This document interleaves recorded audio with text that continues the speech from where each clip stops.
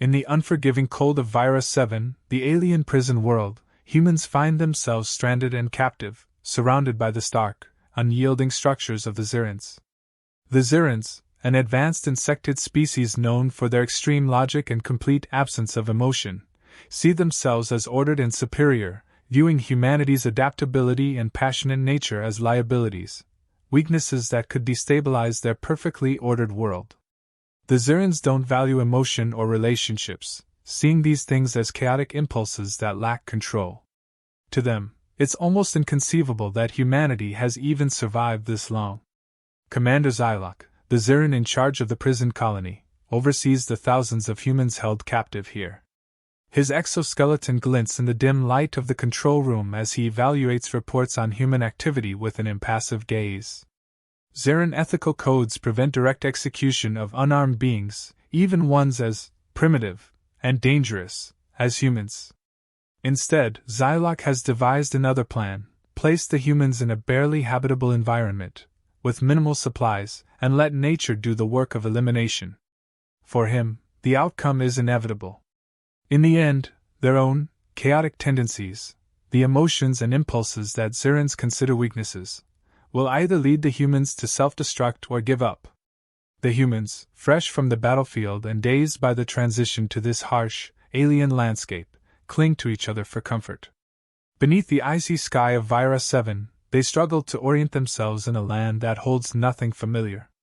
The Zerins have provided no warmth, no shelter, only a few basic rations and a scattering of materials that don't seem particularly useful for survival.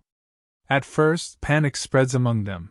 Their confusion is almost palpable, and Zerin monitors in hidden control rooms register the humans' distress, logging it as confirmation of their fragile, disordered nature. Yet, among the humans, survival instincts quickly awaken. Faced with a hostile environment and scarce resources, they pull together, finding new strengths in shared struggle. An engineer, a leader of sorts, speaks up, rallying the others and instructing them on how to salvage pieces from the environment. The humans gather scrap metal left over from Zerin machines, patching them into crude but functional tools. Gradually, they carve out small shelters, cobbling together a makeshift settlement under the Zerin's cold, detached gaze. The humans' resourcefulness perplexes the Zerin scientists watching them, who begin to realize that these beings don't simply surrender or break apart under stress. They adapt, a quality Zerins don't fully understand. As days stretch into weeks, the humans' fragile beginnings grow into an elaborate underground society. They pool their knowledge and expertise, turning scraps into tools, crafting shelters, and creating ways to collect water from the scant moisture in the atmosphere. Every day is a struggle, yet they manage to turn survival into something communal, even creative. They start to bond, not only in purpose but through shared experience. Laughter, music, and even storytelling find a place among them, building morale and reminding them of their humanity. These moments become lifelines, a way to hold on to hope, even if the Zerin command deems such actions trivial, or worse, irrational. Meanwhile, Commander Xock receives updates from his observers, detailing the humans' progress. His reaction is one of bemused skepticism. He acknowledges their survival, but only as an anomaly, a delay in the inevitable. In his mind, their resourcefulness only prolongs their suffering. Adaptability, as humans seem to define it, is merely another chaotic variable, destined to create conflict and entropy. Xock dismisses the humans' bonds as meaningless, an odd quirk of their species, but ultimately an unsustainable one. As he sees it, these bonds won't last in the face of further deprivation, as they'll eventually revert to fighting for survival. His mind is closed to any notion that human resilience could be more than just a phase before the breakdown he anticipates. The Zerin ethical codes, ironically, forbid Xock from intervening directly to hasten the humans' decline. Instead, he watches them from afar, his dark eyes impassive as he observes their struggle. Each day, he expects to hear reports of humans succumbing to the cold, of their unity cracking under strain. But to his astonishment, the reports describe something altogether different. The humans are not fracturing, they are growing closer, stronger. And as they adapt, some Zerin observers begin to question their initial assessment. A few of them start observing humans with something akin to curiosity, a quiet, secret fascination they don't dare to voice openly. Yet, for Xock, these developments are only cause for concern. He concludes that this resilience is merely a precursor to rebellion, a threat to the order and stability Zerin's prize above all else. In his view, it is inevitable that these humans, so bound by passion and emotion, will attempt to overthrow their Zerin captors. And when that day comes, he plans to be ready. Time stretches on in the desolate expanse of Vira 7, but instead of breaking under the harsh conditions, the humans continue to adapt. Their makeshift community has grown in complexity, and under the cover of the underground caverns they've claimed as home, they're building a society unlike anything the Zerins had anticipated. With each passing day, humans find ways to make the environment work for them. They use everything they can find, every discarded piece of Zerin scrap, every overlooked resource. They become resourceful to a degree the Zerins had neither predicted nor planned for, gathering and repurposing materials with ingenuity. Those who were once strangers now work side by side, pooling skills and knowledge to give everyone a better chance at survival. A leader emerges among them, not by force or command, but by mutual respect and quiet competence. This person, an engineer named Sarah, has the technical know-how to turn junk into something useful. She organizes the human prisoners, assigning tasks based on skills. Soon, they have crude water collectors made from recycled Zerin metals and filters created from local materials. They establish a central point to ration water fairly, recognizing that this shared system is the only way to ensure no one is left without the essentials. Slowly, a fragile sense of community begins to form, held together by cooperation and mutual reliance. The Zerins, monitoring these developments through their observation systems, note these changes with curiosity tinged with confusion. A few scientists have started to record the humans' activities as a case study in resilience and adaptability, puzzled by their ability to turn primitive survival tactics into a thriving social structure. They see humans laughing, talking, and sharing stories. Even in this prison, humans have managed to bring joy and laughter into their lives. The Zerins watch in silence, baffled by the emotional bonds that seem to hold humans together even in the face of hopelessness. Emotions, to Zerins, are primitive and unnecessary, more of a hindrance than an advantage. But as they observe the humans, some Zerins begin to wonder if there might be a power in this emotional resilience that they don't fully understand. Over time, the humans transform their basic shelters into something resembling small homes. They create sleeping areas, communal spaces, and even rudimentary heating systems using the energy from salvaged Zerin equipment. The group's cohesion deepens, and despite the hardships, they continue to adapt and improve their conditions. They form connections, with some members acting as teachers, others as builders, and still others as mediators, settling disputes and maintaining order. They even take turns telling stories about Earth, reminding each other of a world they may never see again but refuse to forget.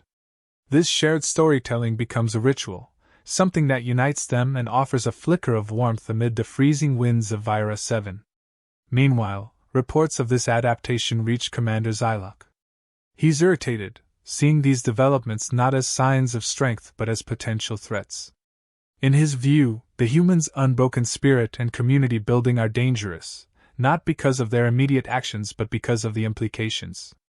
Humans, with their boundless adaptability and their persistence, are harder to contain than he had anticipated. If they continue at this pace, they could eventually become organized enough to revolt.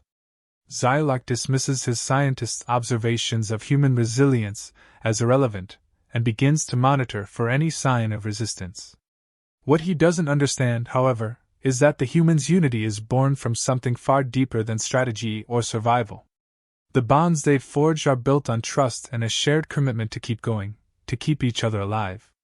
They're surviving because they refuse to leave anyone behind, a concept that the Zerins, with their logical and solitary culture, cannot grasp. To the humans, each person's survival strengthens the group. They rotate duties, share resources, and celebrate small victories. When someone finds a new source of warmth, or an additional piece of scrap that could be turned into something useful, it becomes a moment for the entire group. It's this sense of collective resilience that allows them to persist, despite the Zerin's attempts to make them feel isolated and abandoned. The Zerin scientists who continue to observe from a distance note these interactions and begin to question their own understanding of strength and survival. They see how human bonds allow them to endure, how emotional connections seem to fuel their resilience. These observations are shared within Zerin scientific circles but remain quiet, as there's an unspoken rule against letting emotion interfere with reason. Yet, for the first time, the Zerins watching the humans feel something that could almost be described as admiration, even if they would never admit it outright. In the caverns, humans continue to create their own small world. They establish systems of barter, a rudimentary economy where skills and knowledge are shared freely for the common good. Some prisoners with artistic skills paint symbols on the cave walls, a reminder of Earth's cultures and histories. They find beauty even in their captivity, drawing strength from each other in ways that are intangible but powerful. These acts of creativity and memory baffle the Zerins even more. To them, such activities serve no functional purpose. Yet, somehow, they see it keeps the humans hopeful, alive. Each day, Xock expects to hear of a breakdown, a moment when the humans' community collapses under the weight of scarcity. But that day never comes. Instead, reports keep coming in of humans finding ways to survive, ways to adapt, ways to grow. Xock remains convinced that this resilience is temporary, that the humans' emotions will eventually betray them. But the humans persist, unbroken and, in many ways, stronger than when they arrived. Their hope has become their shield against everything that Xock intended to break them. And as more Zerins observe this silent, resilient defiance, a small seed of doubt begins to form among them, a question of whether they have misunderstood the very nature of strength. As weeks turn into months, Commander Xock's concerns about the humans' resilience deepen into frustration and alarm. He reviews each report with mounting unease, unwilling to believe that the humans are not only surviving but seemingly thriving in conditions meant to break them. The community they've built, grounded in shared purpose and empathy, defies everything he thought he knew about the limitations of primitive species. His calculations had accounted for the harsh environment, limited resources, and psychological isolation. Yet none of it seems to work against the humans. Every problem he introduces, they manage to turn into a new strategy for survival. Xock grows increasingly paranoid, convinced that human adaptability is a sign of something more sinister, a prelude to rebellion. In his mind, their organization and resourcefulness are no longer just survival tactics. They're the groundwork for an uprising. He begins to monitor their activities even more closely, searching for any hint of conspiracy.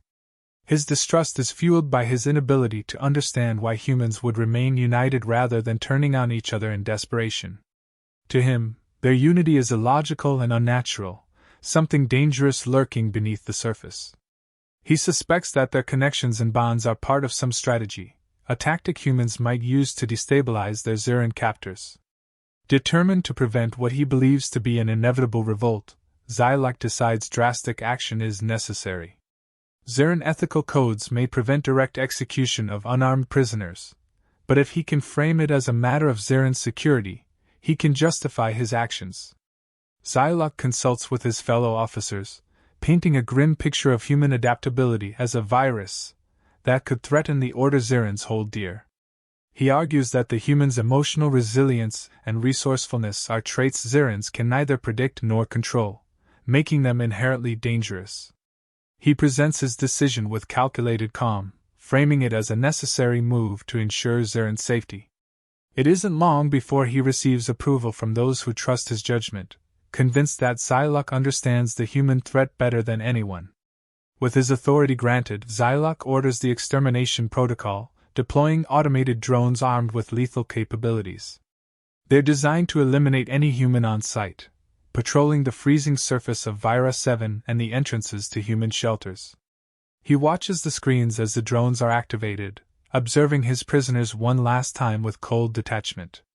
To him, this is a logical solution to an unsolvable problem. He believes that he's acting in the best interests of his people, safeguarding them from a species whose values Zerins find repulsive and dangerous. As the extermination order is executed, the humans are initially caught off guard. They see the drones descending and scatter in panic, many running into the underground caverns they've made their homes. But in their final moments, a group of human engineers, artists, and soldiers come together to try one last desperate move. They had been working on a plan, a signal they hoped might communicate with the Zerins. It was a universal symbol they crafted together, blending art and science to appeal to both human and Zerin sensibilities. They had hoped it would open a door to dialogue, a truce perhaps, or at least an acknowledgement of their peaceful intentions. In the freezing night, as drones target and eliminate them, this group activates the holographic symbol. It glows brilliantly against the barren sky, a beacon of peace that rises above the desolate surface of Vira 7. It's the human's final message, a last attempt to connect across a gulf of misunderstanding and fear. As the hologram unfolds, Zerin monitors pick up the signal, translating it instantly. The image and the accompanying message convey a simple but profound idea, a desire for peace, for cooperation instead of violence. Commander Xock, observing from his control room, is stunned as he realizes what he's watching.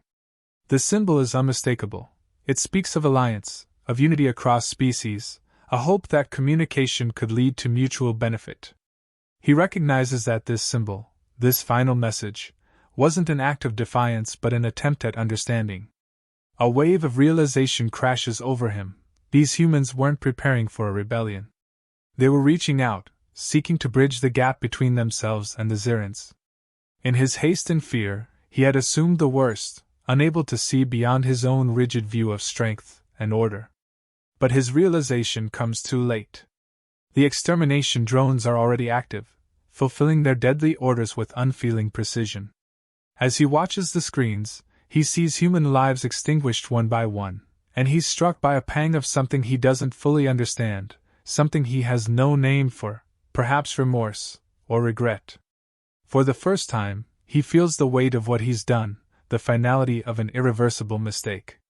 It's as if the humans, through their simple symbol of peace, have managed to pierce through his logic-driven shell, exposing a vulnerability he never thought possible. Back in the control room, his fellow Zerins are silent, the atmosphere heavy with an unspoken understanding of the gravity of Xock's choice. In their collective silence, something begins to shift. The Zerins had always believed themselves superior, unfeeling, beyond the reach of such emotions. Yet, witnessing this final act of human hope, even they feel a glimmer of doubt, a fracture in the foundations of their belief system. It dawns on them that in seeking to control and eliminate humanity's chaos, they may have destroyed something they could never fully comprehend, something valuable and irreplaceable. Commander Xock watches the symbol flicker and fade as the extermination order completes its brutal work. His chest feels heavy, weighted by the realization that he has destroyed not just lives but an opportunity for something far more meaningful. The human's final act was one of peace, a vision of unity that Zerins had dismissed as weakness, but that now, in its absence, feels like a profound loss. As he stares at the dark screens, Xock knows that his decision will haunt him, a reminder of the miscalculation that led to the elimination of a species whose weakness was their strength. In his zeal to eradicate what he couldn't understand, he had overlooked the very quality that could have taught the Zerins something vital about survival, about life itself. As the extermination order devastates the human encampments, the few remaining prisoners cling to each other in fear and desperation. They see the drones sweeping across their shelters, merciless and unyielding. Yet, in these final moments, the group of humans who had worked tirelessly on the peace symbol refused to abandon their vision. They gather around the hologram projector, a fragile device cobbled together from salvaged parts, and make final adjustments. With no chance of escape, they focus on one purpose: ensuring their message of peace is sent before it's too late. The holographic symbol illuminates the dark landscape, casting a gentle, hopeful glow against the brutal reality of Vira 7. The humans stand together, watching the symbol reach its full form, a carefully crafted image blending human and Zerin elements in a universal language of peace. Some Zerins observing through their monitors pause, transfixed by the sight. The symbol conveys a plea for understanding, a statement that the humans did not come to fight or conquer but sought coexistence. It's a message of surrender, but not in defeat, rather, it's a call for harmony, for recognition beyond the barriers of species and culture. As the symbol flickers to life, it catches the attention of Zerin scientists monitoring the extermination operation. They're accustomed to cataloging human actions as impulsive, driven by emotion rather than logic, but this image stirs something different. The symbol's simplicity, its raw appeal to shared existence, challenges their assumptions. One of the scientists, a seasoned researcher, sits back and reflects, unable to reconcile this act with the Zerin belief that humans are chaotic and dangerous. He finds himself wondering if they have misjudged humanity entirely, blinded by their own rigid philosophies. Inside the control room, Xock's attention snaps to the glowing symbol displayed on his monitor. He stares, feeling a cold sensation creeping through him as he realizes what he's seeing. It isn't an act of resistance or rebellion, it's a gesture of peace, a final effort to bridge the gap between their two worlds. He feels a pang of dread, recognizing that his fears and assumptions have led him to erase a people who were reaching out in peace, not preparing for war. His fingers hover over the controls, but it's too late. The drones continue their sweep, systematically wiping out the last pockets of human life on Vira 7, fulfilling the order he set into motion. As the extermination reaches its brutal end, silence falls over the control room. The Zerin officers and scientists, who once watched the humans with disdain or clinical detachment, are now left in quiet shock, many struggling to process the implications of what they've just witnessed. The weight of Xock's decision presses down on them all, and for the first time, some of them feel a sense of loss, a vague but uncomfortable recognition of something valuable that has been destroyed. In the face of the humans' last gesture, they begin to question the Zerin ideology, their absolute faith in logic over empathy. For Xock, this realization strikes even deeper. His meticulously calculated decision, framed as a defense of Zerin order, now feels hollow and reckless. He had acted out of fear, driven by the Zerin aversion to emotional unpredictability, yet what he's seeing now is the opposite of chaos. The humans, in their final act, have shown a strength that doesn't stem from physical power or aggression, but from their capacity for connection and understanding. And he, bound by his own narrow perceptions, has extinguished that light, mistaking it for a threat. Xock's mind races as he contemplates the consequences of his actions. In destroying these humans, he has perhaps also destroyed the only chance the Zerins had to learn a different way of existence, to understand a quality they lack, a quality they hadn't known they needed until it was gone. The human's final message is a lesson, one that he can now only witness from afar, as an echo of what might have been. He feels an emptiness he can't explain, a hollowness that defies the Zerin insistence on logic and order. It's as if the human's peaceful symbol has revealed a flaw, not in the humans, but in the Zerin worldview itself. For the Zerins who have observed this final act, the symbol leaves a lasting impact. Quiet discussions start to take place in private, as some begin to question the Zerin way. The extermination has shaken them, casting doubt on their conviction that emotion and empathy are weaknesses. Some young Zerins, newly trained scientists and thinkers, express a hesitant admiration for the humans' resilience and their message. They wonder aloud if their society, for all its technological superiority, might be lacking in a way they'd never considered before. As Xock files the final report on the extermination, he hesitates, knowing that his words will shape how this incident is remembered. He considers omitting the details of the peace symbol, the last message of hope and unity. But as he reads over his report, he finds himself compelled to include it, to record the human's final act exactly as it happened. It's a small gesture, but he feels an obligation to tell the truth, to bear witness to the human's intentions, even if it conflicts with Zerin doctrine. When the report is submitted, a ripple of unease spreads through the Zerin Council. Some council members quietly question the need for total eradication, suggesting that perhaps there was something valuable in the humans' weaknesses, after all. But the questions are quickly suppressed by traditionalists who view Xock's report as proof of Zerin's superiority. However, the doubt lingers, and in the minds of younger Zerins, a shift has begun, a seed planted by the human's final act of peace. As Xock stares at the empty monitor, the weight of his decision settles heavily within him. He realizes that his extermination of the humans has not only erased the species but has cast doubt on everything he once believed was true about strength and survival. The human's final, unguarded message has shaken the core of his being, stirring something he doesn't have the words to name. In the silence of the control room, he finds himself wondering if he'll ever be able to forget the peaceful glow of the symbol, or the hope it represented, a hope he destroyed because he couldn't understand it. For the first time in his life, Commander Xock feels the emptiness left by his choices. And as he leaves the control room, he knows that this memory will follow him, lingering as a silent rebuke, a reminder that sometimes the true strength lies not in logic or control, but in the willingness to reach out across the void. In the days that follow the extermination, Virus 7 lies silent. The human's presence, once vibrant and resilient, has been erased. Commander Xock returns to his duties, yet a strange restlessness haunts him, a sensation foreign and unwelcome. He finds himself replaying the moment he saw the holographic symbol of peace, its quiet beauty and its intent.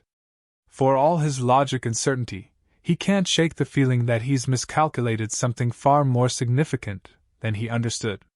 The Zerin Council reviews Xock's report with cold detachment, dismissing the peace symbol as a final error in human judgment.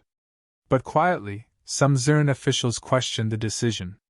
Whispers start circulating among scientists, officers, and young Zerins, those who watch the humans adapt, cooperate, and survive.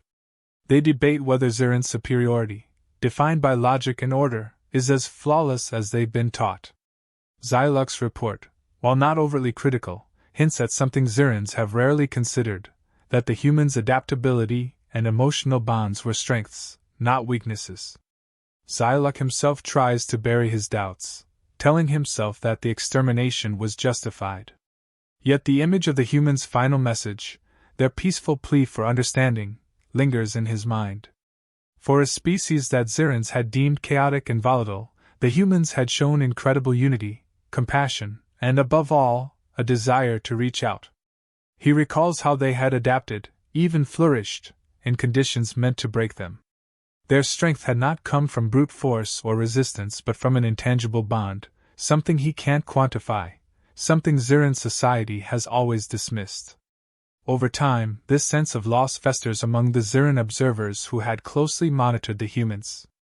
A group of younger Zerins, scientists, and scholars who have begun studying what they call human resilience, form a quiet but growing movement, questioning the Zerin approach to other life forms. They gather in hidden places, away from official eyes, to discuss what they've seen, replaying recordings of the humans' final moments and analyzing the peace symbol. For the first time, they find themselves admitting a strange admiration for human qualities they once viewed as chaotic. This shift in perspective, though subtle, begins to affect Zerin society.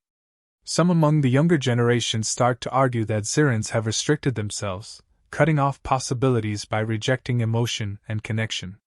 They see in humanity a potential for growth that Zerins might have benefited from. What if, they ask, emotion and empathy were not weaknesses but dimensions Zerins had overlooked in their pursuit of order? What if, by eradicating the humans, they had not only lost an opportunity for interspecies peace but had severed their only chance to understand a different way of being? Xock watches these changes with a mix of apprehension and quiet intrigue. He receives reports of young Zerins speaking openly about the humans, their adaptability, and their resilience. For the first time, he listens to these ideas without the immediate dismissal he once would have offered.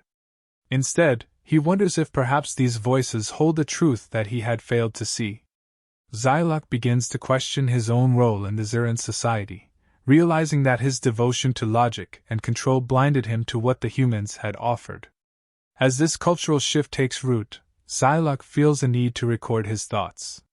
He creates a private log, recounting the extermination, the humans' defiance, and the peace symbol that has haunted him since. In his reflections, he admits his fears and his failings, acknowledging that he allowed prejudice and a lack of understanding to drive him to a fatal decision.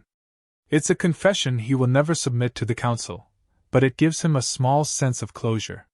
He writes of the humans' endurance, their ability to unite under impossible conditions, and ultimately, their capacity to forgive, a quality Zerins might never have understood without witnessing it firsthand. Over time, Xock's writings begin to spread through unofficial channels. They reach the young Zerins who have been discussing the humans' legacy, fueling a quiet revolution in thought. The younger generation begins to challenge the old ways openly, and Zerin leaders find themselves facing questions they cannot easily dismiss.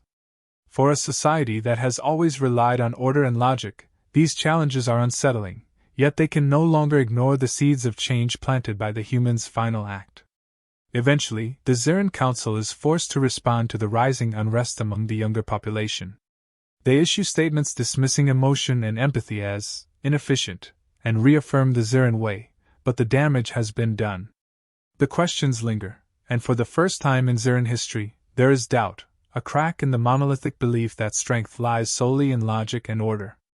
Slowly, ideas of empathy, cooperation, and adaptability, once seen as chaotic, begin to find their way into Zerin thought, reshaping the values of a society that had prided itself on emotional detachment.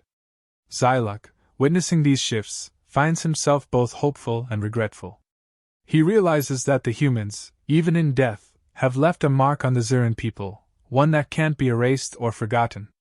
They had shown Zerins something that their logic-driven society lacked, something that might change the course of their future. For all the suffering he inflicted, he wonders if perhaps he has unknowingly contributed to a new era of Zerin understanding, a legacy of unity and empathy that might have taken root despite his best efforts to eradicate it. In his final reflections, Xock accepts the weight of his decisions, recognizing that he'll carry the memory of the extermination as a scar, a reminder of what Zerins lost in their quest for control. He understands now that true strength isn't found in detachment or isolation but in the ability to connect, to understand, and sometimes to change. The humans may be gone, but their legacy endures, woven quietly into the fabric of Zerin society, a testament to a species that, despite being pushed to extinction, left behind a lesson in compassion that no amount of logic can deny.